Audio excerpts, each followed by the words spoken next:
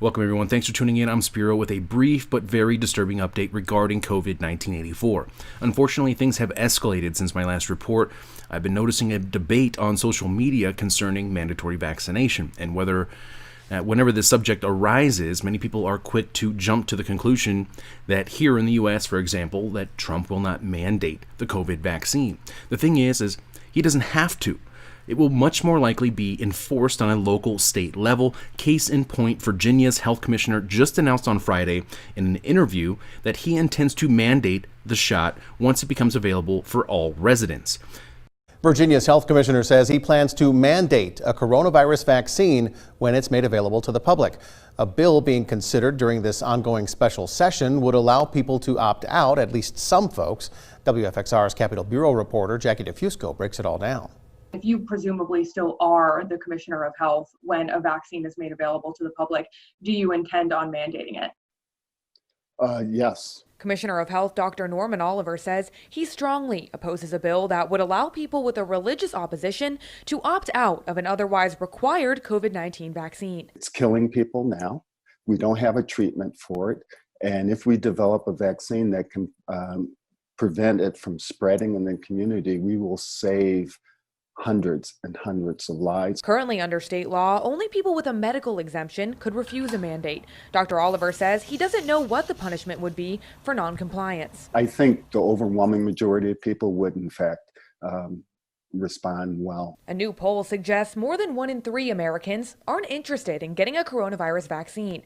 Though health officials say it will be safe, the speed at which it's being developed has spooked some Virginians. Chesterfield mother of 3, Kathleen Madeira, says for her, it's a matter of medical choice. This is not a Republican or Democrat issue. It's not a pro-vaccine or anti-vaccine issue. For me, it's an issue of being able to assess each vaccine for myself and my family one at a time. Dr. Oliver says in the case of the coronavirus, public health should take precedent over choice. He shouldn't actually be the one person to make a decision for all of Virginians. In that news report, it mentions the Virginia Public Health Commissioner opposes a bill that would allow religious exemptions to the vaccine.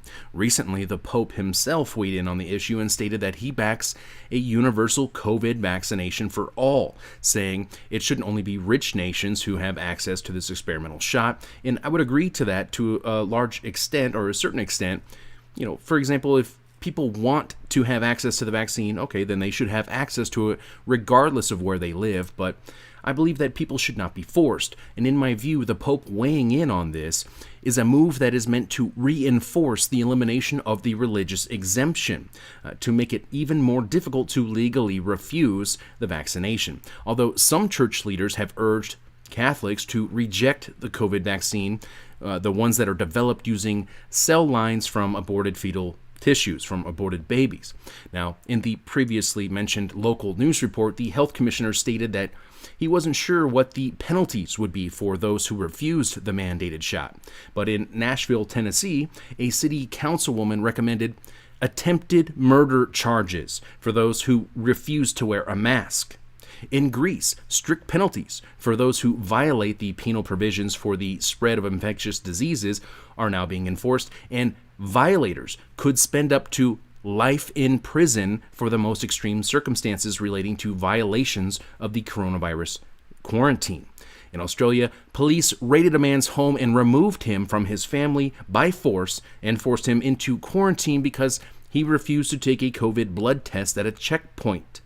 Do you see how quickly this is escalating? Attempted murder charges, life in prison, and police forcibly removing people from their homes. And the vaccine isn't even here yet. All of this for a virus with a 99+% survival rate. A virus that a renowned European scientist claims was engineered in a Chinese lab. He also stated that that an effective vaccine was unlikely. And this is according to Italian professor Giuseppe Trito, who is no conspiracy theorist. He is internationally renowned and respected expert in biotechnology and nanotechnology. He is also the president of the World Academy of Biomedical Sciences and Technologies, which is an institution that was founded under UNESCO. He said the exact same thing that Professor Francis Boyle said 3 separate times when I had him on my show. that the virus was genetically engineered. Both of those experts believe that the virus leaked from the level 4 bioweapons lab in Wuhan, China. It has come out since then that the U.S. was funding this research there in Wuhan, China, previously funding it at the University of North Carolina. Then a moratorium was placed on that research, so then they moved the program to Wuhan, China. This is on record. Dr. Tony Fauci's agency under President Obama was funding this research. Now they're blaming, are justifying the lockdowns due to this outbreak. Now, I personally think that it may have been released intentionally. For those of you who believe that there is a virus, at the World Military Games in Wuhan, China in October late last year. Now, the reason I believe this should be investigated further is because of the timing, the same day that Event 201 took place, and the location. Wuhan, China, which is widely, we're told is ground zero of this outbreak. Not to mention that many of the athletes who participated in the games in Wuhan, China got very ill upon returning home. And also because of the pre-packaged agenda that is attached to this crisis that we are seeing roll out very quickly. It takes years to develop the infrastructure to support, for example, central bank digital currencies, the cashless society that is being rolled out right now, not to mention the biometric IDs and the biometric passports, etc. This takes a long time to put together this infrastructure. This isn't just something that is rolled out overnight over a weekend because of a crisis, okay?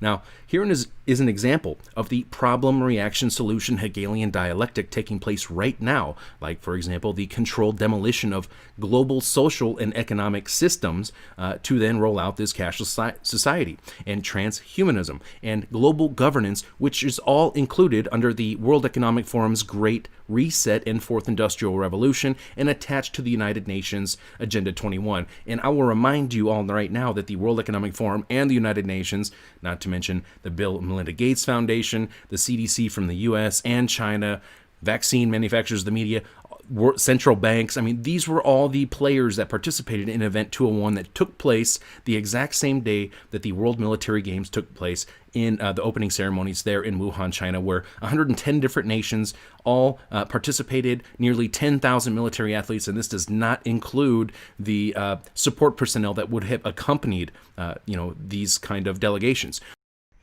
The COVID-19 crisis has shown us that our old systems are not fit anymore for the 21st century. Now is the historical moment, the time, not only to fight severe virus, but to shape the system for the need for the post-corona era. The Great Reset is a welcome recognition that this human tragedy must be a wake-up call. As you rightly say, it is imperative that we reimagine, rebuild, redesign, reinvigorate, and rebalance our world. These are unprecedented times. Every person on the planet has been impacted by the coronavirus pandemic. Our world came to a standstill, and it became clear that we did not have the answer or the mechanisms to address such an unprecedented global threat. We have a golden opportunity to seize something good from this crisis. Its unprecedented shockwaves may well make people more receptive to big visions of change. Global crises like pandemics and climate change know no borders and highlight just how interdependent we are as one people sharing one planet. History would look at this crisis as the great opportunity for reset. Secondly, we know the digital economy is the big winner of this crisis. We have a choice to remain passive, which would lead to the amplification of many of the trends we see today. Polarization, nationalism, racism, ultimately increased social unrest and conflicts. But we have another choice. We can build a new social contract, particularly integrating the next generation. We can change our behavior to be in harmony with nature again. And we can make sure that the technologies of the fourth industrial revolution are best utilized to provide us with better lives. In short, we need a great reset. We are witnessing the end of an era, in my opinion. I think it's apparent for everybody, and the dawn of a new digitalized system of control, which will be the cherry on top of the international surveillance state control grid.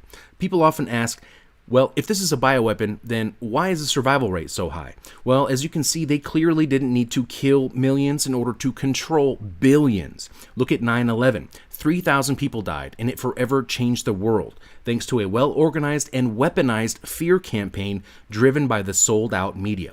Of course, millions have died in the wake of 9/11 and the perpetual wars that remain until this day. And yes, depopulation is the endgame goal. These social engineers are eugenicists at their core, and I'm concerned that a more deadly virus may be intentionally released as we approach what could potentially be the perfect storm as the vaccine arrives, as the U.S. presidential selections take place, as we enter flu season, to reinforce that fear and justify the vaccine mandates. We've heard Bill Gates warn of pandemic 2 and all of this second wave narrative that has been swirling and being propagandized for months. And yes, the last part of this report is mainly my analysis, but it's based on history. It's based on facts. It's based on what we are seeing take place. And putting together the pieces of the puzzle is certainly necessary right now because it certainly appears that we are following a script. Feel free to chime in with your thoughts below. We all need to analyze what is taking place right now because the window of opportunity to prepare and resist is closing.